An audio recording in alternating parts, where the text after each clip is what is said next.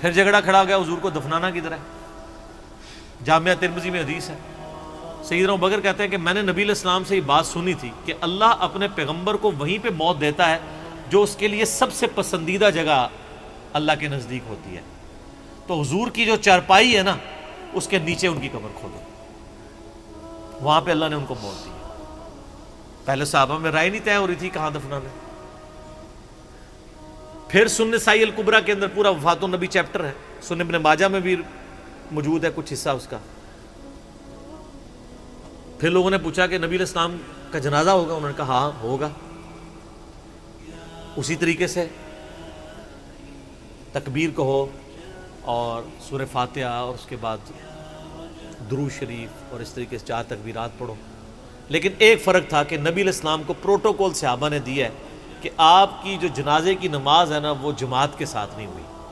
صحابہ نے یہ پروٹوکول دیا کہ حضور کی میت کی موجودگی میں بھی کوئی شخص امامت نہ کروائے۔ حجرے میں ایک طرف سے لوگ داخل ہوتے تھے، اکیلے اکیلے جنازہ ادا کرتے تھے، اور ڈیٹیل میں آتا ہے 2-3 دن تک جنازہ ہوتا رہا۔ پہلے یعنی مرد داخل ہوئے، اس کے بعد بچے، غلام، پھر عورتیں، اس طریقے سے سب نے جنازہ پڑھا۔ ظاہر ہے 1 لاکھ سے زیادہ لوگ تھے جنازہ پڑھنے والے۔ اس موقع پہ بھی سیدنا ابوبکر کی آپ استقامت دیکھیں، ورنہ حضرت عمر کتنے سٹرانگ اصحاب کے مالک تھے، ان کی حالت آپ دیکھ لیں۔ جب ضرورت پڑی ان کے مضبوط اصحاب کی تو کولیپس کر گئے، ابوبکر ہی کھڑے ہوئے ہیں۔ تو حضور کو پتا تھا نا میں نے مصلی پہ کسے کھڑا کرنا ہے، اور بخاری میں الفاظ ہیں جب مصلی پہ کھڑا کیا آپ فرمایا ابوبکر کے علاوہ سارے دروازے بند کر دو، صرف ابوبکر کے گھر کا دروازہ جو مسجد کی طرف کھلتا ہے، جو مسجد کا دروازہ ابوبکر کے گھر کی طرف ہے وہ کھلا رکھو، باقی سارے بند کر دو۔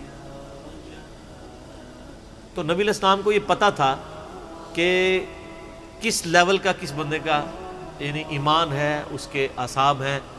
اور بخاری کے الفاظ ہیں جب حضرت ابوبکر نے خطبہ دیا، حضرت عمر کہتے ہیں میرے پاؤں میرا بوجھ نہیں اٹھا سکے، اور مجھے یقین آ گیا کہ حضور فوت ہو چکے۔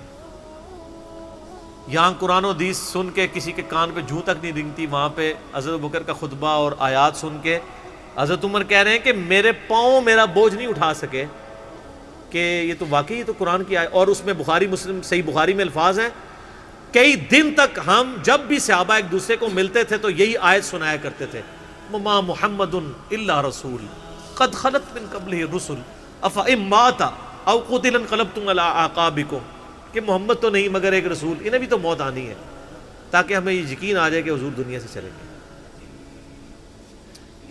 تو یہ صحابہ کرام علیہم رضوان کی نبی علیہ السلام کے ساتھ عقیدت تھی، اور سیدنا ابوبکر آپ کو بالکل صف اول میں نظر آئیں گے، ٹاپ آف دا لسٹ، معاملات کو ہینڈل کرنے میں، چیزوں کو بالکل من و سنت کے مطابق ڈھالنے میں، اور ہر معاملے میں رجوع لانے کے اوپر، اور اہل بیت کے ساتھ کمٹمنٹ کے اوپر، ہر مسئلے میں آپ کو حضرت ابوبکر صدیق کی قربانیاں ٹاپ آف دا لسٹ نظر آئیں گی۔ تو بات کہاں سے کہاں شروع ہوئی؟